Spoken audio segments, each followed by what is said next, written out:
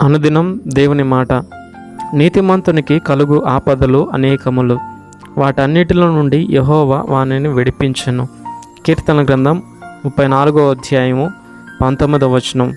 నా ప్రియులరా, నీతిమంతుడు అనగా దేవుని యందు నమ్మకము కలిగి విశ్వాసముతో అనుదినము కూడా ప్రార్థన యందును దేవునికి ఇష్టకరంగా జీవించువాణ్ణి నీతిమంతుడు అని భావించవచ్చు.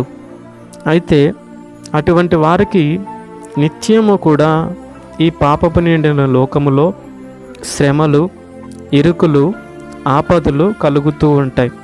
అయితే ప్రభు అంటున్నాడు, అనేకమైన ఆపదలు కలిగినప్పటికీ కూడా వాటన్నిటిలో నుండి నిన్ను విడిపించడానికి నీ దేవుడు నీకు తోడుగా ఉన్నాడు అని.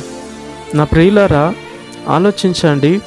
ఈరోజు నీ స్థితి ఏదైనా, నీకుంటున్నటువంటి ఆటంకం ఏదైనా, నీ జీవితంలో నువ్వు ఎంతగా కృంగిపోతూ నలిగిపోతూ ఉన్నా, నీ స్థితిని మార్చగలిగి నీకు తోడు ఉండి నిన్ను నడిపించగలిగిన దేవుడు నీతో ఉన్నాడు. భయపడక, దిగులు చెందక, దేవుని వైపు చూస్తూ ముందుకు సాగు. ఈ మాటలు దేవుడు దీవించును గాక. ఈ దినమంతా ప్రభు యొక్క కృప మీ అందరికీ తోడై ఉండును గాక. ఆమెన్.